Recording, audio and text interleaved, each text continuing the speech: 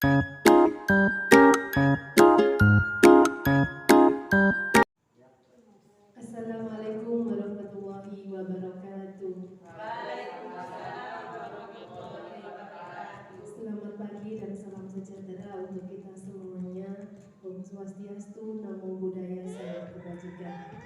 Bismillahirrahmanirrahim. Alhamdulillahirrahmanirrahim. Allahumma sholli ala sayyidina Muhammad wa ala ali sayyidina Muhammad. Rabbi shrah li sadri wa yassir li amri wahlul 'uqdatam min lisani yafqahu qawli, amma ba'd. Yang terhormat Ibu Pengawas TK Kecamatan Lakir, Ibu Sri Wahyuni. Yang saya hormati Ibu Penilik PAUD Kecamatan Wakir, Ibu Siti Kholimah.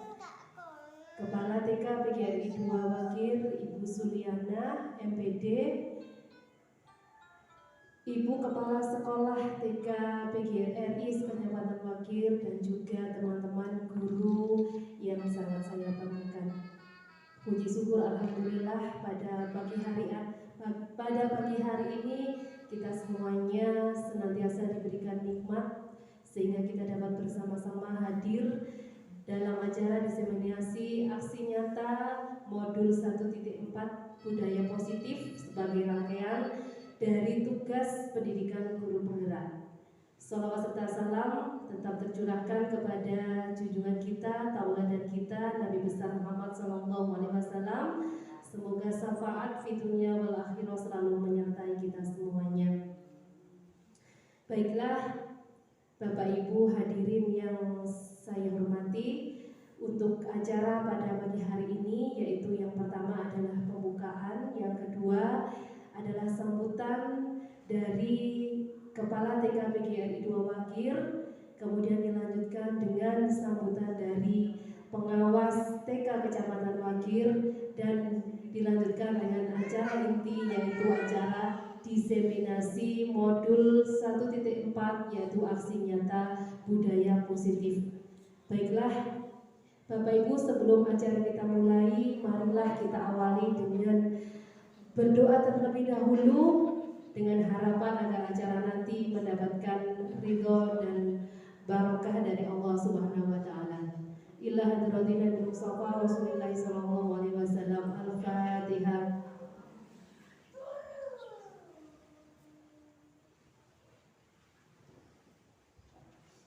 Acara selanjutnya yaitu sambutan dari Kepala TK PGRI 2 Wakir kepada Ibu Suliana, kami persilakan.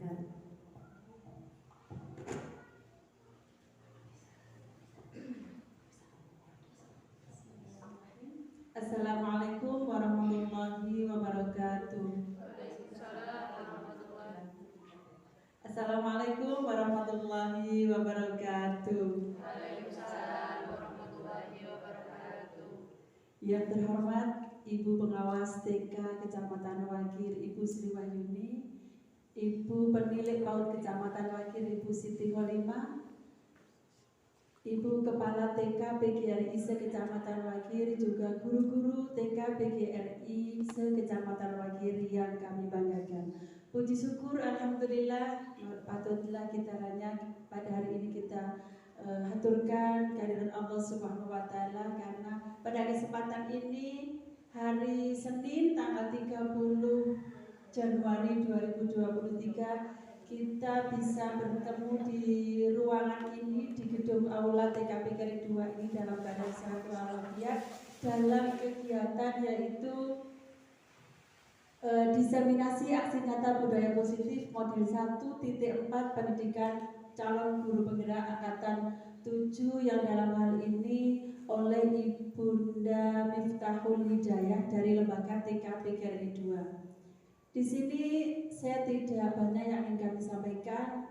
Yang pertama adalah ucapan terima kasih kepada Ibunda berdua, Ibu Pengawas beserta Ibu Penilik yang tetap semangat ikhlas membersamai kita semuanya dalam semua kegiatan dalam hal apapun. Sebenarnya kegiatan ini merupakan tugas dari CGP yang ada di lembaga saya di PGRI 2 yaitu Ibu Miftahul. Akan tetapi saya senang bahagia karena Ibu Pengawas, Ibu Penilik juga teman-teman dari lembaga PGRI juga di sini ternyata juga hadir salah satu dari lembaga TK Dharma Wanita Jedong yang juga ikut bersama-sama di sini hadir. Semoga nanti apa yang akan disampaikan oleh Ibu Miftahul Hidayah ini nanti ada hal-hal yang bisa kita petik, yang bisa bermanfaat untuk lembaga kita semua. Kemudian juga terima kasih Ibu Kepala TK PGRI Sekecamatan Wakil, juga guru-guru yang hari ini juga hadir. Terima kasih sekali. Semoga kegiatan ini bisa memotivasi semua yang hadir pada hari ini untuk bisa mengikuti CGP pada angkatan berikutnya. Karena nanti tentunya kita akan tahu apa sih salah satu dari tugas CGP, yaitu hari ini. Jadi nanti ini merupakan salah satu kegiatan yang harus disampaikan kayak kita biasanya ada pembahasan gitu ya. Dan hari ini kalau kemarin Ibu Miftahul sudah mendapatkan materi ini, dan hari ini akan berbagi pengalaman praktek baiknya kepada kita semua. Harapan kami seperti itu. Dan mungkin itu yang bisa kami sampaikan. Mohon maaf apabila apa yang kami hidangkan apa adanya. Terima kasih. Semoga kehadiran ini semua di sini menjadikan amal ibadah, dan yang terpenting adalah membawa manfaat untuk lembaga kita semua. Itu yang bisa kami sampaikan. Ada kurang lebihnya mohon maaf. Wassalamualaikum warahmatullahi wabarakatuh.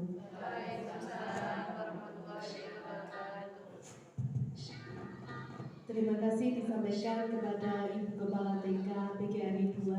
Sambutan berikutnya yaitu dari Ibu Pengawas TK Kecamatan Wakil kepada Ibu Siwahyuni, dipersilakan.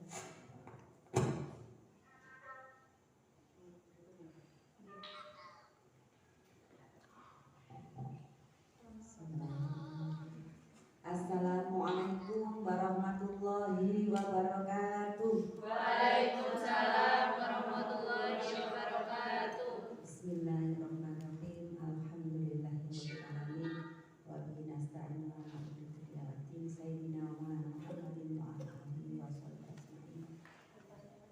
Rabbi israh li sadri wa yassir li amri wa hlul 'uqdatam min lisani yafqahu qawli. Subhanaka la ilma lana illa ma 'allamtana innaka antal alimul hakim. Ibu pemilik yang sangat saya hormati dan sangat saya sayangi, Ibu Kepala TK PGRI 2 beserta guru-gurunya, Ibu Kepala dan Guru TK PGRI Sekecamatan Wakil dan TK Dharma Wanita 1 Jedong yang berbahagia. Puji syukur senantiasa marilah kita panjatkan kehadiran Allah Subhanahu wa taala yang karena hidayahnya semata kita bisa bertemu hari ini.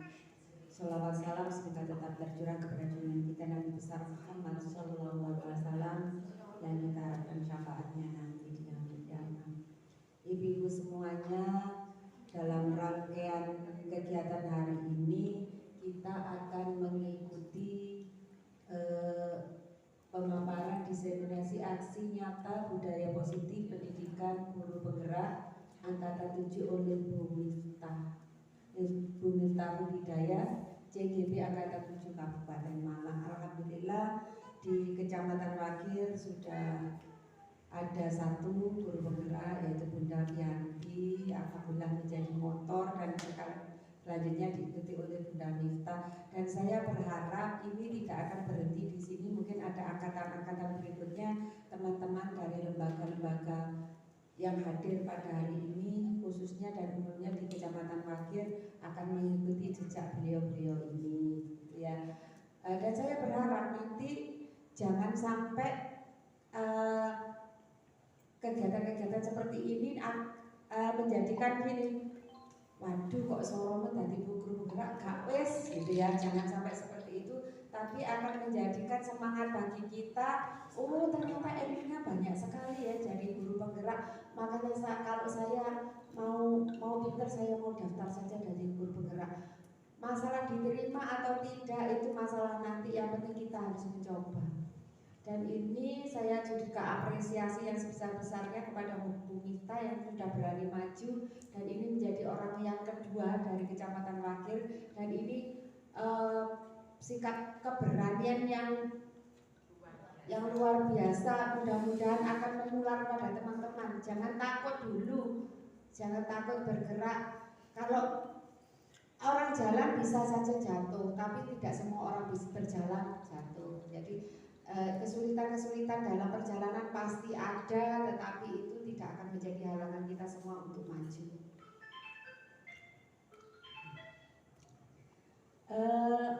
Untuk Bu Mifta, saya ucapkan selamat untuk menyampaikan materinya. Mudah-mudahan diberi kelancaran dan mudah-mudahan dalam mengikuti kegiatan selama menjadi JGB lancar, sukses, diberi kemudahan oleh Allah Subhanahu wa Ta'ala, dan lulus dengan nilai yang memuaskan. Selamat melakukan presentasi Bu Mifta. Kami akan mengawal penjenengan. Saya akan jadi penonton juga. Jadi kita akan mengikuti semuanya. Gak usah grogi Bu Mifta. Saya tidak akan mencari kesalahan, santai saja.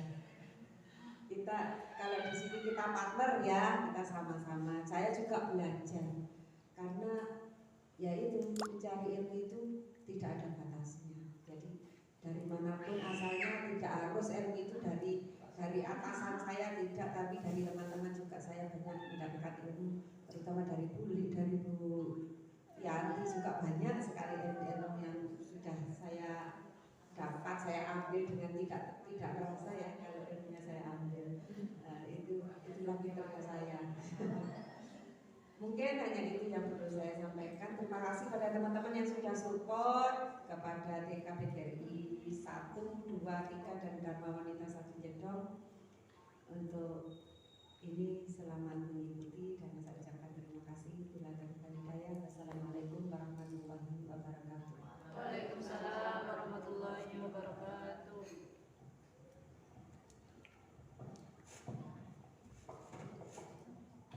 Terima kasih disampaikan kepada Ibu Pengawas TK. Untuk selanjutnya yaitu acara inti dari kegiatan pagi hari ini, yaitu acara diseminasi aksi nyata modul 1.4 terkait dengan budaya positif yang nantinya akan disampaikan oleh rekan kita Bunda Mifta.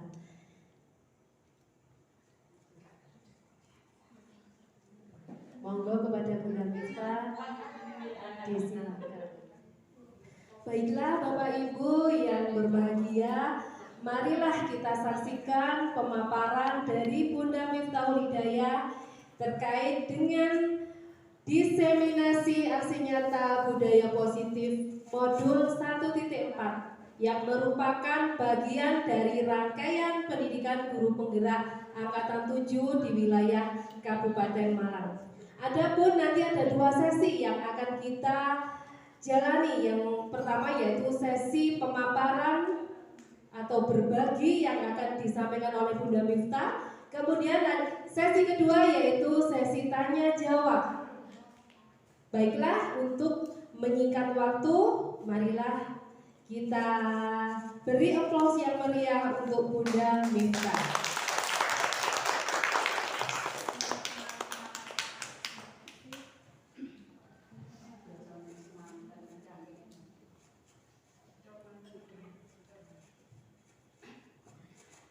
Terima kasih Bu Yanti. Assalamualaikum warahmatullahi wabarakatuh. Waalaikumsalam warahmatullahi wabarakatuh. Yang terhormat Ibu Sri Wahyuni selaku pengawas TK Kecamatan Wakir, yang terhormat Ibu Siti Harimah selaku penilai PAUD di Kecamatan Wakir, yang terhormat Ibu Kepala TK se-Kecamatan Wakir dan jajaran guru TK se-Kecamatan Wakir. Syukur alhamdulillah saya telah sampai pada di aksi nyata modul 4. Izinkan saya di sini untuk mempresentasikan hasil aksi nyata dan hasil diskusi saya pada kali ini. Di sini saya membawakan materi keyakinan kelas, kebutuhan dasar manusia, dan dunia berkualitas. Perkenalkan dulu, saya di sini yang pertama sebagai ibu rumah tangga, yang kedua, lanjut, saya sebagai pendidik di TK PGRI 2 Wakir Kabupaten Malang. Yang selanjutnya di sore hari saya ada kegiatan mengajar anak-anak ngaji. Selanjutnya, nah yang terakhir ini adalah kegiatan saya pada hari ini. Saya sebagai guru penggerak, calon guru penggerak di Angkatan 7 di wilayah Kabupaten Malang. Nah, sebelum kita melakukan kegiatan di lembaga kita, yang pastinya kita mempunyai peraturan-peraturan. Nah, di situ sebelum kita melakukan peraturan, sebelum kita melaksanakan peraturan di kelas maupun di lembaga, kita akan melihat keyakinan kelas. Apa sih keyakinan kelas itu? Mengapa keyakinan kelas? Mengapa tidak peraturan kelas? Selanjutnya, nah inilah yang kita lihat dulu bagaimana keyakinan kelas itu. Mengapa kita memiliki peraturan tentang penggunaan helm pada saat mengendarai kendaraan roda 2? Karena untuk apa ibu-ibu kalau kita menggunakan helm itu? Aman. Untuk melindungi kepala. Melindungi kepala, tidak kepanasan. Nah, yang semua ibu-ibu sebutkan itu adalah sebagai keyakinan kita untuk menyelamatkan diri kita. Nah, yang kedua kita tinjau lagi, mengapa kita memiliki peraturan tentang penggunaan masker dan mencuci tangan setiap saat? Untuk apa ibu-ibu? Yang pastinya juga untuk yang pertama melindungi kuman-kuman, terus apa lagi? Menghirup debu, terus apa lagi? Biar cantik.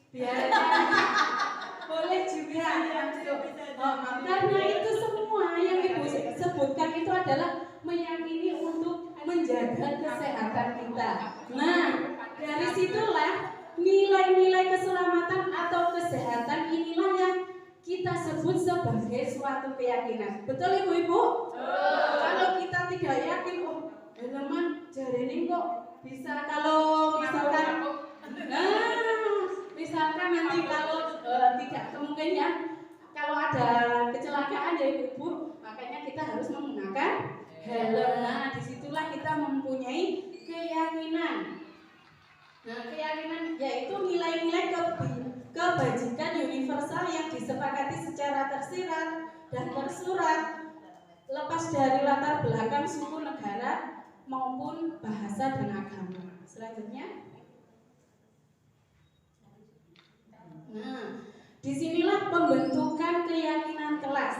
Nah, keyakinan kelas yang pertama yang harus kita lakukan adalah bersifat lebih abstrak. Nah, daripada peraturan yang lebih rinci dan konkret. Terus yang kedua, keyakinan kelas berupa pernyataan yang universal. Yang universal itu misalkan sayang, cinta, seperti itu kan sudah dikenal sama anak-anak. Nah, seperti itu. Selanjutnya, pernyataan keyakinan kelas senantiasa dibuat dalam bentuk positif. Jelas, kalau kita membuat keyakinan kelas itu harus menggunakan kata-kata yang positif. Untuk selanjutnya, keyakinan kelas hendaknya tidak terlalu banyak sehingga mudah diingat dan dipahami semua warga kelas. Sebelum kita membahas yang poin ini, saya mau tanya untuk teman-teman di sini, siapakah sih warga kelas atau warga sekolah itu? Bisa guru, terus siapa lagi? Anak-anak, kepala sekolah, komite, terus siapa lagi? Tukang kebun, terus siapa lagi? Pak Guyupan, betul? Terus siapa lagi? Ibu kantin juga itu termasuk warga sekolah kita, ibu-ibu. Nah, keyakinan kelas hendaknya tidak terlalu banyak. Nah, di sini kalau kita membuat keyakinan kelas itu tidak usah mulu-mulu membuat kata yang banyak, akan tetapi simple, jelas, bisa difahami dengan anak-anak. Misalkan aku sayang temanku, itu lebih jelas daripada kita harus membuat keyakinan kita harus sayang kepada teman-teman karena teman-teman kita nanti, itu kepanjangan ya. Jadi kalau kita membuat keyakinan kelas harus menggunakan bahasanya anak-anak yang bisa dipahami, terus bahasa yang mungkin simple untuk anak-anak seperti itu. Terus keyakinan kelas sebaiknya sesuatu yang dapat diterapkan di lingkungan tersebut. Nah, kalau kita sudah membuat keyakinan kelas, yang pastinya keyakinan kelas itu harus bisa diterapkan. Tidak hanya kita membuat saja. Percuma kalau kita hanya membuat tapi tidak dilaksanakan, itu namanya tol kosong nyari bunyinya. Nah, seperti itu. Selanjutnya, semua warga kelas hendaknya ikut berkontribusi dalam pembuatan keyakinan kelas lewat kegiatan curah pendapat. Nah, kalau kita membuat keyakinan kelas itu, jangan kita sendiri yang memutuskan, tapi libatkan semua warga kelas, semua warga sekolah yang ada di sekitar kita. Nah, mungkin bisa jadi dari pendapat teman yang lain seperti ini, pendapat teman yang lain seperti ini, bisa kita masukkan semua. Jadi untuk membuat keyakinan kelas itu tidak otoritas semua pendapat dari kita sendiri, melainkan dari semua teman-teman, semua warga kelas yang ada di lembaga kita. Selanjutnya, bersedia meninjau kembali keyakinan kelas dari waktu ke waktu. Nah, sebelum kita membuat keyakinan kelas itu, kita tinjau dulu. Bagaimana sih kita membuat keyakinan kelas itu?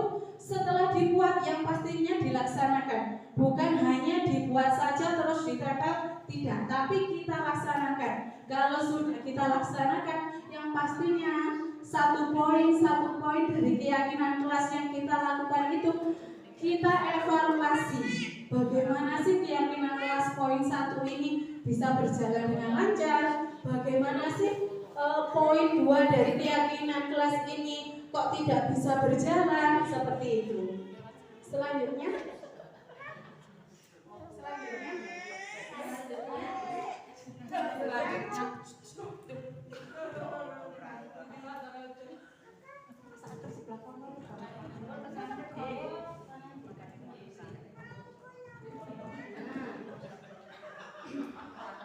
nah, dari tadi kan saya ngomong sebagai keyakinan kelas. Nah, kita lihat bagaimana sih kita membuat keyakinan kelas itu.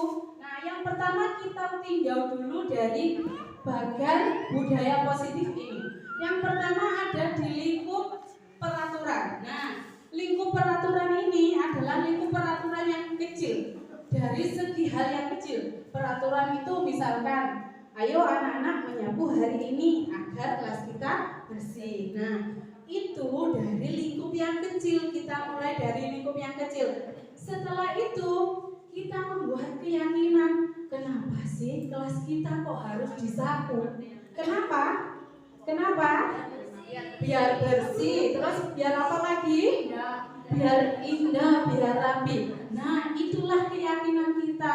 Kita membuat peraturan. Setelah membuat peraturan, ada keyakinan yang sudah kita yakini bahwa menyapu di kelas itu bisa menjadikan kelas kita bersih, bisa menjadikan kelas kita indah, bisa menjadikan kelas kita rapi, bisa menjadikan kelas kita sehat juga, bersih dari sampah-sampah.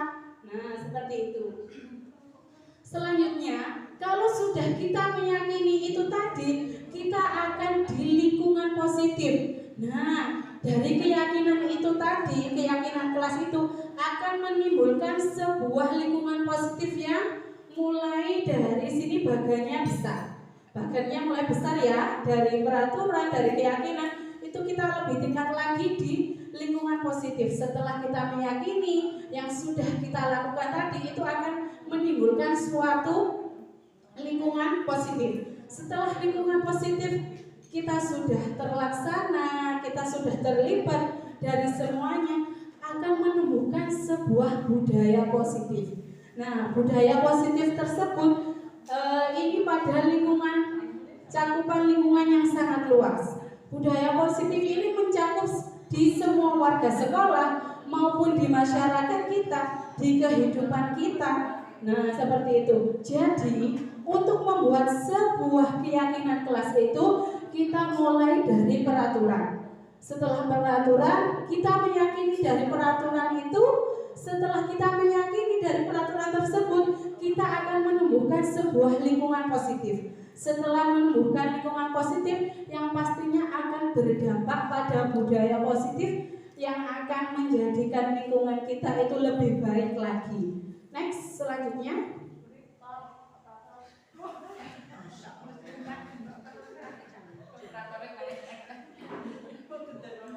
Selanjutnya, apa sih perbedaan dari tata tertib, kesepakatan kelas, keyakinan kelas? Kita tinjau yang pertama, kalau tata tertib itu seperti ini, berbaris sebelum masuk kelas. Itu tata tertib. Terus yang kedua, berdoa sebelum melakukan kegiatan. Yang ketiga, tidak boleh membuang sampah di kelas. Yang keempat, dilarang berlari di dalam kelas. Yang kelima, wali murid diharap menunggu di luar kelas. Nah, inilah peraturan-peraturan atau tata tertib yang sudah kita lakukan. Itu dengan siapa kita melakukan tata tertib ini? Kita membuat tata tertib ini dengan siapa? Dengan warga sekolah, dengan warga kelas juga. Nah, kalau kesepakatan kelas ini siapa yang melakukan? Siapa? Guru dan murid. Itu di warga kelas. Kalau untuk kesepakatan kelas, kita melakukan adalah guru dan murid. Nah, kesepakatan kelas itu seperti apa? Misalkan ini boleh ibu-ibu membuat contoh yang lain. Boleh ibu-ibu membuat contoh yang lain untuk kesepakatan kelasnya. Ini salah satu contoh dari kesepakatan kelas saya di A2 kelas SpongeBob. Yang pertama itu merapikan mainan. Saya di sini tekankan pada anak-anak di kelas saya itu memang belajarnya melalui bermain. Nah, dari bermain itu tadi anak-anak tidak asal-asalan bermain, tapi anak-anak harus bertanggung jawab dengan alat mainnya. Nah, kalau bertanggung jawab itu harus bagaimana? Ya, satu, merapikan mainannya. Nah, di sini saya membuat satu poin untuk keyakinan kelas ini. Saya juga melibatkan anak-anak. Kenapa sih saya setelah bermain kok berantakan gini? Harus diapakan ya? Nah, seperti itu saya membuatnya, membuat kesepakatan kelas itu. Tidak ujuk-ujuk saya membuat peraturan sendiri, tapi saya memancing dulu bagaimana kondisi yang ada di kelas. Nah, yang kedua, kalau kita belajar itu pasti ada alat tulisnya ya. Setelah belajar itu kok dilihat banyak pensil atau krayon atau alat tulis lainnya itu berserakan di meja maupun di lantai. Apa ya yang harus kita lakukan? Nah, kita bertanya pada anak-anak. Nah, nanti anak-anak tersebut yang akan menimbulkan idenya, Bu, harus dirapikan, harus dikembalikan. Nah, itu kita membuat kesepakatan kelas, kita tulis di situ. Nah, untuk selanjutnya tidak berebut mainan. Nah, ini banyak sekali, bukan hanya di kelas saya saja, tapi di kelas lainnya. Kalau bermain mungkin di kelasnya ibu-ibu semuanya ya. Kalau bermain itu pasti rebutan. Apalagi kalau mainannya baru dan mainannya itu paling disukai sama anak-anak. Biasanya yang pertama itu pasir. Nah, dari pasir itu loh kita bisa menimbulkan sebuah kesepakatan kelas. Sayangku, ini kan sudah main pasir, di sini sudah main puzzle. Harus ngapain kalau mau ikut? Harus apa ya? Pertama, minta izin. Oh betul, minta izin untuk apa? Untuk gabung. Nah, disitulah. Jadi kalau kita membuat kesepakatan kelas itu, kita lihat kondisi kondisi yang ada di kelas kita. Dan tidak semena-mena kita saja yang membuat kesepakatan kelas, tapi kita juga melibatkan dengan anak-anak. Nah, yang kedua, kelas harus yang selanjutnya itu kelas harus bersih, memperhatikan guru ketika kita memberikan sebuah tema untuk kegiatan hari ini. Kan ada biasanya anak-anak yang lari ke sana, lari ke sini, main sana, main sini. Kalau itu tidak kita antisipasi dari kita sendiri, membuat kalimat yang lebih menarik, membuat kegiatan yang menarik, pasti anak-anak tidak akan fokus. Jadi kalau untuk membuat sebuah kegiatan itu harus kita lihat ketertarikan anak-anak dulu. Nah, selanjutnya tidak berkata jelek. Nah, kalau untuk yang berkata jelek ini tadi saya sendiri yang menambahi, tapi saya izin dulu kepada anak-anak, gimana kalau di kelas kita dilarang berkata yang jelek, karena Bunda sering lihat anak-anak ada yang ngomongnya jelek, itu loh sayangku didengar sama teman-teman, itu loh nggak pantas, nggak sopan, gimana boleh Bunda tambah ini? Nah, itu saya minta izin kepada anak-anak untuk memberikan kesempatannya saling curah pendapat. Nah, selanjutnya di keyakinan kelas. Yang pertama, kami guru dan murid saling menyayangi. Nah, inilah tadi yang saya sebut kalau membuat keyakinan kelas itu dengan kata yang universal. Yang ini kan bisa dipahami anak-anak. Kami dan guru saling menyayangi dengan teman. Universal, anak-anak bisa memahami. Kata sederhana tapi anak-anak bisa memahami dan bisa memaknai. Terus yang selanjutnya, kami murid yang semangat belajar. Nah, yang ini juga universal. Tidak harus sayangku hari ini kita harus semangat ya belajar. Tidak, tapi yang universal yang mungkin langsung bisa difahami dengan anak-anak. Yang selanjutnya, kami murid yang peduli dengan teman-teman. Yang peduli itu artinya tidak menyakiti, tidak tadi berebut mainan seperti itu. Selanjutnya, kami murid yang sayang dengan mainannya. Yang sayang itu artinya kita peduli dengan mainannya. Kalau membereskan, dikembalikan di tempatnya, tidak hanya diuncal-uncalo sekedar dikembalikan diadanya, tapi juga dirapikan, disayangi, dirawat seperti itu. Selanjutnya,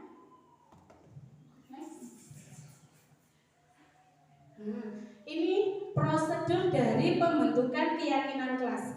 Yang pertama, mempersilahkan warga sekolah atau murid-murid di sekolah untuk bercurah pendapat tentang peraturan yang perlu disepakati di sekolah maupun di kelas. Sudah saya sampaikan di awal tadi, kalau kita membuat sebuah keyakinan kelas itu kita melibatkan warga sekolah dan saling bercurah pendapat. Selanjutnya,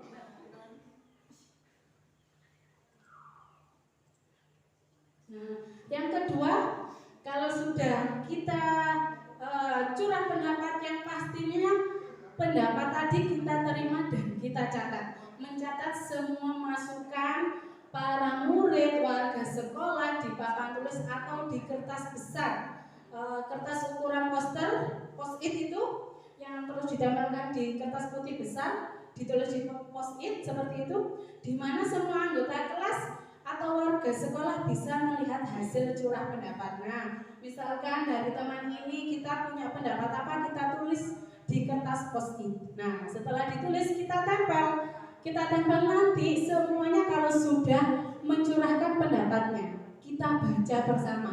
Nah, dari kita baca itu tadi, gimana teman-teman setuju dengan pendapat ini? Setuju, oke lanjut. Gimana teman-teman dengan pendapat ini? Saya kurang setuju, oke. Kenapa alasannya? Seperti itu. Selanjutnya, susunlah keyakinan kelas sesuai prosedur pembentukan keyakinan kelas. Gantilah kalimat-kalimat dalam bentuk negatif menjadi positif. Nah, seperti tadi, kalimat negatif seperti anak-anak tidak boleh membuang sampah sembarangan. Nah, kita ganti, yuk sampahnya ditaruh di sini. Itu lebih simpel buat anak-anak, lebih paham daripada kita menggunakan kata larangan. Selanjutnya,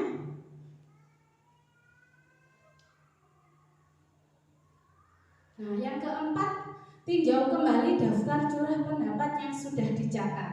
Kita lihat bagaimana pendapat-pendapat tadi dari teman-teman kita yang mungkin akan mendapati bahwa pertanyaan yang tertulis di sana masih banyak yang berupa peraturan-peraturan. Selanjutnya, ajak warga sekolah atau murid-murid untuk menemukan nilai kebajikan atau keyakinan yang dituju dari peraturan tersebut. Lanjut. Yang kelima, tinjau ulang keyakinan sekolah atau kelas secara bersama-sama. Seharusnya setelah beberapa peraturan telah disatukan menjadi beberapa keyakinan, maka jumlah butir pernyataan keyakinan akan berkurang. Jadi kita lihat dari beberapa pendapat yang banyak tadi yang sudah ditaruh post-it, itu kita jadikan butir yang lebih simpel lagi, yang nantinya akan bisa difahami sama anak-anak dan warga sekolah. Lanjutnya,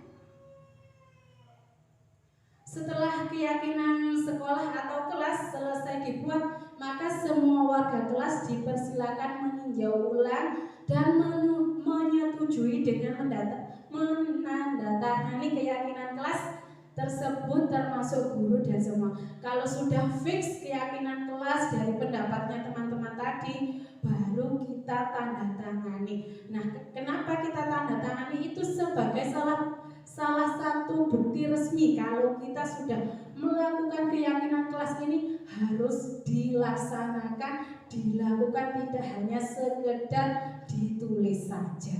Selanjutnya, keyakinan sekolah atau kelas selanjutnya bisa dilekatkan di dinding kelas di tempat yang sudah dilihat oleh semua warga. Nah, kalau keyakinan kelas kita sudah dibuat, sudah ditandatangani, yang pastinya kita taruh di tempat-tempat yang bisa ditinjau oleh semua warga sekolah, oleh wali murid, oleh guru kelas, oleh komite, oleh tukang kebun, oleh ibu kantin, seperti itu. Nah, kenapa? Tujuannya agar kita bisa saling bekerja sama untuk menumbuhkan dan melaksanakan keyakinan kelas, dan keyakinan kelas itu bisa dilaksanakan dengan baik, tidak hanya sebagai guru dan murid saja, tapi wali murid juga ikut melaksanakan keyakinan kelas yang sudah kita buat. Next.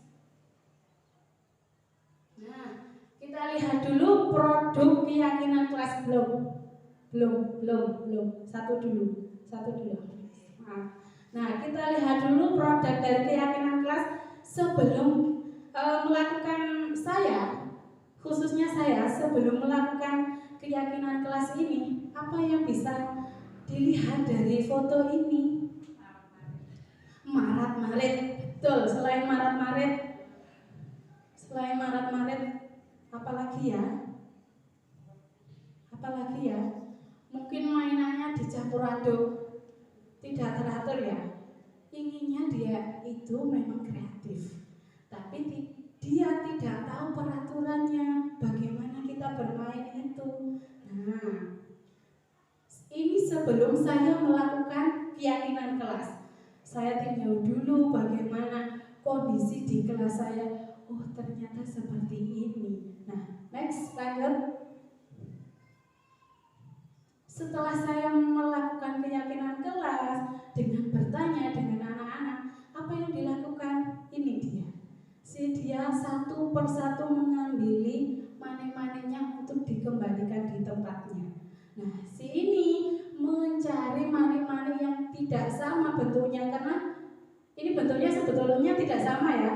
Tapi kalau dilihat dari situ nggak apa-apa, ini kayaknya sama. Tapi sebetulnya ini dia juga mencari mane-mane yang tidak sama. Nah, inilah yang saya lakukan ketika saya lihat kondisi di kelas saya meyakini kelas saya itu bisa. Dan nyatanya ya alhamdulillah, kalau kita laksanakan itu memang bisa. Selanjutnya, nah hasilnya apa? Ini dia. ini merapikan mainannya dan mengembalikan mainannya itu butuh waktu yang sangat lama untuk menerapkan ini. Tidak hanya cus langsung jadi, tidak. Ini dari kegiatan ini sama ini saya tunggu ini hampir 30 menit anak-anak bisa menyelesaikan balok yang sudah ditata di rak. Bagaimanapun hasilnya anak-anak menata itu, kalau menurut kita tidak rapi, kita hargai. Itu tetap rapi menurut anak-anak. Tidak bisa hasilnya langsung seperti cus wus langsung jadi, tidak bisa. Tapi semuanya harus butuh proses. Dari keyakinan kelas ini saya tekankan, alhamdulillah di kelas saya sudah mulai sadar dari mainan yang berserakan. Next. Kita dokumentasikan pembentukan kelas. Ini seperti ini kalau kita membuat keyakinan kelas, apa sih pendapatnya ditulis, apa sih pendapatnya ditulis, yang nantinya akan timbul sebuah murid dalam setiap keputusan di dalam kelas. Bisa menimbulkan voice, suara, anak-anak bisa bersuara, bagaimana mengapresiasikan idenya di depan teman-temannya. Selanjutnya bisa choice, pilihan. Oh, aku memilih peraturan seperti itu. Oh, aku meyakini peraturan seperti itu. Dan yang pastinya ownership yang akan timbul, kepemimpinan. Itu yang akan timbul kalau kita membuat keyakinan kelas bersama dengan anak-anak. Selanjutnya produk dari keyakinan kelas itu digunakan dengan kata yang positif dalam penulisannya. Next. Tugasnya yang pastinya saya ingin dari materi yang sudah saya sampaikan ini bisa menularkan pengalaman ke teman-teman. Ya, ini tugasnya, buatlah keyakinan kelas bersama siswa-siswa Anda di semester 2, karena ini sudah masuk semester 2 di 1 bulan ya, sudah hampir 1 bulan ya. Kemudian ditempel di dinding kelas ataupun dimanapun, nanti bisa dikirimkan di saya. Bisa paham dari yang apa saya sampaikan? Paham. Mungkin ada pertanyaan dari Bapak dari Ibu-ibu semuanya sebelum saya lanjut untuk materi selanjutnya. Gimana? Dilanjut materi atau pertanyaan? Oke, lanjut ya. Selanjutnya materi saya yaitu kebutuhan dasar manusia. Kalau kita ngomong tentang kebutuhan manusia, yang pastinya itu ada 2 hal. Apa itu, ibu-ibu? Boleh betul, memang uang. Kalau nggak ada uang kita juga nggak bisa bergerak. Nggak, betul kan? Coba kita spesifikkan dengan kata yang universal. Apa itu? Bisa, itu material. Terus apa lagi? Jasmani, rohani. Itu. Di sini kebutuhan dasar manusia merupakan seluruh tindakan manusia memiliki tujuan tertentu. Semua yang kita lakukan adalah usaha terbaik kita untuk mendapatkan apa yang kita inginkan. Ketika kita mendapatkan apa yang kita inginkan, sebetulnya saat itu kita sedang memenuhi satu atau lebih dari satu kebutuhan dasar kita. Seperti yang dikatakan Bu Ila tadi, kita ingin uang, apa yang kita harus lakukan? Bekerja. Selain bekerja kita juga berusaha. Masa kita butuh uang? Boleh nggak kalau kita butuh uang itu kita melakukan dengan mencuri? Boleh? Tidak boleh. Boleh, karena itu adalah sebuah kebutuhan kita. Bagaimanapun caranya, saya harus punya uang. Bagaimanapun cara usaha saya, kalau usaha saya itu hanya simpel dengan mencuri, itu kita sudah memenuhi kebutuhan kita. Betul nggak? Seperti itu. Tapi alangkah baiknya kebutuhan kita yang kita lakukan itu dengan hal-hal yang positif. Selanjutnya, nah inilah 5 kebutuhan dasar manusia. Yang pertama ada kasih sayang, penguasaan, kebebasan, kesenangan. Saya bahas satu persatu mulai dari kasih sayang. Kita lahir perocot dari rahim ibu kita, yang dikasihkan kepada kita yang pertama apa? Air susu. Nah, air susu itu sebagai bukti apa ibu-ibu? Kasih sayang. Nah, kita lahir yang pertama itu yang kita butuhkan adalah sebuah kasih sayang. Kasih sayang dan rasa diterima.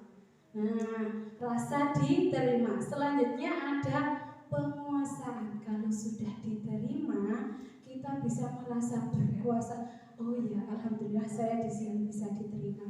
Saya bisa bergerak seperti ini, saya bisa bergerak. Bayangkan kalau di lingkungan kita semuanya kita tidak ada yang menerima, pasti kita pakai untuk bergerak maupun bekerja. Nah, selanjutnya untuk kebebasan. Manusia itu kita juga butuh bebas. Betul nggih? Bebas dari apa? Dari sebuah ancaman. Yang saya maksud di sini adalah kebebasan dari sebuah ancaman. Kenapa? Kalau kita selalu diancam, selalu dengan ikut peraturan yang sudah dibuat tapi kita tidak andil, pasti kita merasa berat untuk melakukan. Betul nggih? Nah, kita pasti berat untuk melakukan. Nah, disinilah rasa kebebasan kita itu kita tumbuhkan. Kita manusia juga ingin bebas. Selanjutnya ada kesenangan. Nah, manusia itu juga butuh senang. Nah, seperti ini kita ngopi-ngopi bareng sama teman-teman ini pasti ada rasa senang. Nggih, Bu? Senang dari apa? Kita sudah menjalankan kewajiban kewajiban kita semua di pagi hari, waktunya kita ngobrol-ngobrol, cipika-cipiki dengan teman-teman. Nah, itulah rasa kesenangan untuk diri kita. Lah, dari keempat ini apa sih tujuannya? Tujuannya hanya satu, untuk bertahan hidup. Dari keempat kebutuhan ini yang kita tuju hanya satu, hanya untuk bertahan hidup.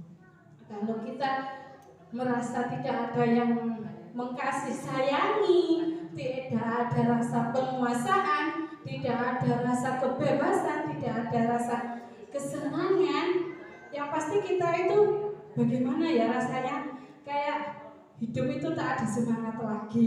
Nah, seperti itu. Next, selanjutnya. Nah, kebutuhan manusia itu bertahap. Yang pertama, kebutuhan yang bersifat fisiologis. Nah, seperti yang saya tanyakan itu, yang pertama tadi maksudnya ini. Kebutuhan kita itu yang bersifat fisiologis. Untuk bertahan hidup, misalnya kesehatan, rumah, makanan, kebutuhan. Kalau ini kita tinjau lagi di pelajaran SD kita, ini termasuk kebutuhan apa Ibu? Primerkah? Sekunderkah? Primer. Nah, kebutuhan primer ini merupakan salah satu kebutuhan yang fisiologis. Kebutuhan biologis sebagai bagian dari proses reproduksi termasuk kebutuhan untuk tetap bertahan hidup. Komponen psikologis pada kebutuhan ini meliputi kebutuhan akan perasaan aman. Next, selanjutnya. Kebutuhan kasih sayang. Nah, kebutuhan ini dan 3 kebutuhan berikutnya adalah kebutuhan psikologis. Kebutuhan untuk disayangi dan diterima meliputi kebutuhan akan hubungan koneksi sosial, kebutuhan untuk memberi dan menerima kasih sayang, dan kebutuhan untuk merasa menjadi bagian dari suatu kelompok. Nah, kebutuhan ini juga meliputi keinginan untuk tetap terhubung dengan orang lain seperti teman, keluarga, pasangan hidup, teman kerja, binatang peliharaan, dan kelompok di mana kita bergabung. Nah, bisa dilihat seperti ini bukti-bukti yang saya kumpulkan untuk anak memenuhi sebuah kebutuhan psikologisnya anak-anak. Next, selanjutnya. Kebutuhan selanjutnya yaitu penguasaan. Kebutuhan ini berhubungan dengan kekuatan untuk mencapai sesuatu, menjadi komponen, menjadi terampil, diakui atas prestasi dan keterampilan kita, didengarkan dan dimiliki rasa harga diri. Nah, inilah saya beri contoh.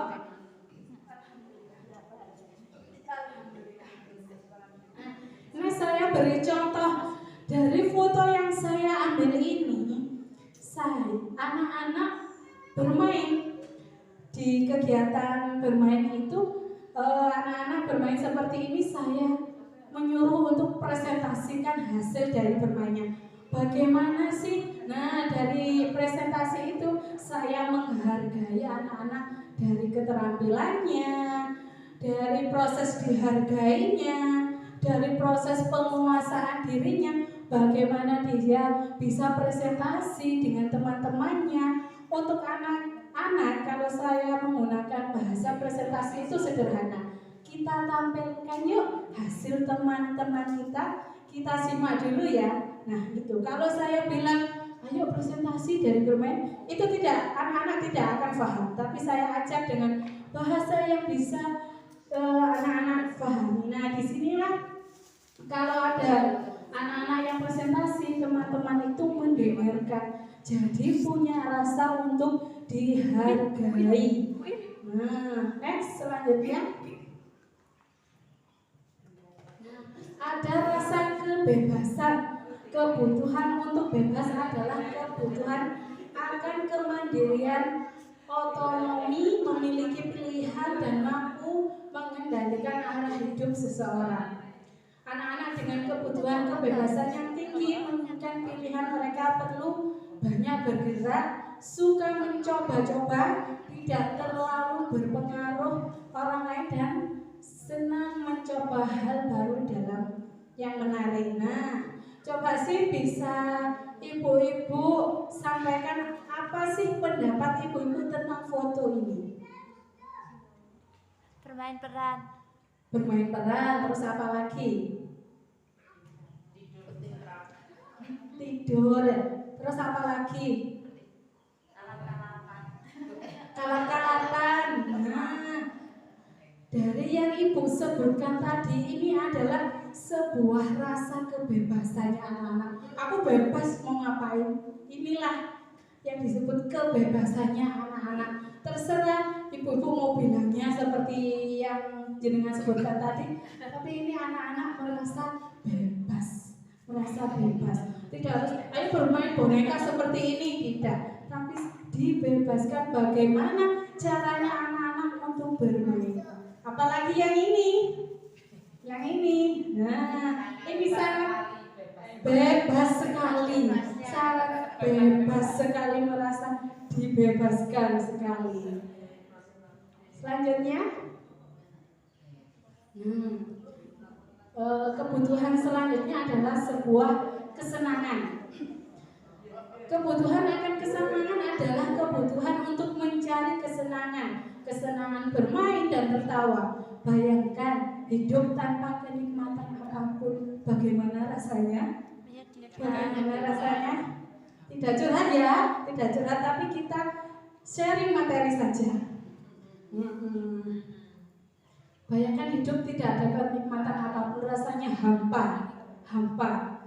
Betapa menyedihkan. Glaser ini sebuah tokoh yang pernah saya pelajari di guru penggerak, insya Allah kalau nggak salah ya. Glaser menghubungkan kebutuhan dan kesenangan dengan belajar. Nah, kesenangan dengan belajar, anak-anak dengan kebutuhan dasar kesenangan yang tinggi biasanya ingin menikmati apa yang ingin dia lakukan. Mereka juga bisa berkonsentrasi tinggi saat mengerjakan hal yang disenangi. Mereka suka bermain dan suka mengoleksi barang, suka bergurau, suka melucu, dan juga mengemaskan. Bahkan saat mereka bertingkah laku buruk, mereka masih terlihat lucu. Nah, inilah yang bisa saya dokumentasikan sebagai bukti Kalau kesenangan, nah lihatlah bagaimana kalau anak-anak bermain pasir. Seperti ini dia merasakan senang ibu-ibu, merasakan senang. Sekarang aku bermain apa, yang penting dia mengeksplor yang ada di pikirannya dan di kebutuhannya. Nah yang kedua juga, meskipun banyak teman-temannya di sini juga ikut bermain, tapi dirinya sendiri asik dengan mainannya, tidak toleh sana toleh sini untuk gabung, tapi dia menikmati kesenangan yang dia rasakan bermain pasirnya itu. Nah apalagi yang ini, kalau sudah bermain di air, anak-anak itu tidak ada waktunya, gak kenal waktu kalau sudah bermain di air itu. Next, selanjutnya. Materi yang ketiga yaitu dunia berkualitas. Dunia berkualitas yaitu tempat khusus dalam pikiran kita, tempat kita menyimpan gambaran representasi dari semua yang kita inginkan. Dunia itu terisi orang-orang, hal-hal, dan apa saja yang terbaik dalam hidup kita serta membuat kita merasa bahagia sebab terpenuhinya kebutuhan dasar kita. Nah, kebutuhan dasar kita tadi mencakup 5 dasar di kebutuhan manusia tadi. Next, selanjutnya. Bagaimana dunia berkualitas itu? Bagaimana? Sifat kebutuhan dasar lebih umum dan universal. Sementara dunia berkualitas itu lebih unik dan personal. Hal-hal yang termasuk di dalamnya antara lain orang, tempat, nilai-nilai, kepercayaan yang penting bagi kita. Bagaimana syarat untuk masuk ke dunia berkualitas? Syaratnya adalah bahwa sesuatu kita harus terasa sangat baik. Kita di dunia berkualitas itu harus menjaga dan menjaga tingkah laku kita. Yang pertama yaitu baik dan segalanya baik. Dalam memasuki dunia berkualitas maka tidak perlu kita terlalu mempertimbangkan standar masyarakat tentang kehidupan kita. Jadi dunia berkualitas itu hanya milik kita sendiri, tidak usah memperhatikan omongan orang lain. Kita seperti ini ya kita terbaik diri kita sendiri, tidak usah nuruti orang lain. Jika kita mampu hidup di dunia berkualitas maka hidup kita akan sempurna. Namun kita tidak bisa tinggal di sana karena gambaran dunianya unik dan spesifik bagi setiap orang. Next. Apa sih pentingnya bagi murid kita di dunia berkualitas itu? Bagi murid kita tentu saja mereka juga memiliki gambaran dunia berkualitas mereka sendiri-sendiri. Sebagai guru kita ingin mereka memasuki hal-hal yang bermakna dan nilai-nilai kebajikan yang hakiki dalam dunia berkualitas mereka. Apabila guru mampu membangun interaksi yang memberdayakan dan memperdayakan murid, maka murid akan meletakkan dirinya sendiri sebagai individu yang positif dalam dunia berkualitas sebab mereka menghargai nilai-nilai kebajikan. Maka dari itu kita hargai apa dari hasil yang anak-anak buat, hasil dari tingkah laku anak-anak kita hargai dan kita apresiasi. Selanjutnya, oke, sudah di waktunya. Terima kasih atas segala atensi dan perhatian. Salam guru penggerak, bergerak, tergerak, menggerakkan. Terima kasih. Salam guru penggerak, Merdeka belajar. Sekali lagi beri aplaus yang meriah untuk para kita budaya. Baiklah bunda sekalian, tadi pemaparan dari budaya positif yang diantaranya ada keyakinan kelas, ada 5 kebutuhan dasar manusia sudah dipaparkan oleh Bunda Miftah. Saat ini adalah sesi tanya jawab terkait dengan paparan yang disampaikan tadi. Monggo kepada bunda sekalian yang ingin bertanya dipersilakan. Assalamualaikum warahmatullahi wabarakatuh. Waalaikumsalam. Saya merasa hari ini hari yang luar biasa buat kita semua. Jadi dari materi yang sudah disampaikan tadi, kalimat terakhir yang paling saya ingat adalah tentang apa tadi, hidup yang berkualitas. Apakah bisa? Itu kita katakan begini, hidup berkualitas itu adalah ketika kita bermanfaat bagi orang lain. Apakah itu bisa seperti itu? Karena di sini kita sebagai pendidik, otomatis bagaimana sih upaya kita bisa bermanfaat untuk anak-anak di sekolah? Tentunya seperti itu ya. Nah itu bagaimana sih upaya yang harus kita lakukan biar kita itu bisa diterima oleh anak-anak dengan senang hati. Itu terima kasih. Saya setuju dengan pernyataan Ibu Liana tadi. Dunia berkualitas itu adalah untuk diri kita bermanfaat bagi orang lain. Itu sebagai salah satu kata universal yang bisa anak-anak pahami. Nah, seperti itu. Jadi, kita menanamkan kepada anak-anak dunia berkualitas itu dengan kata sederhana, tapi bisa difahami dan bisa diikuti dengan anak-anak. Seperti tadi kita mengatakan dunia berkualitas itu bla bla bla bla bla, tapi kita universalkan kalau dunia berkualitas untuk anak-anak itu kita bermanfaat. Seperti itu, Ibu. Terima kasih atas waktunya. Yang ingin saya tanyakan mengenai keyakinan kelas tadi. Kalau tadi yang disampaikan itu kan secara umum. Kalau untuk di anak usia dini, bagaimana keyakinan kelas yang ideal itu seperti apa harusnya? Terima kasih. Terima kasih. Kelas yang ideal untuk anak ini, seperti yang saya katakan di awal tadi, kita membuat peraturan kelas itu kita lihat kondisinya, kondisi yang ada di kelas kita.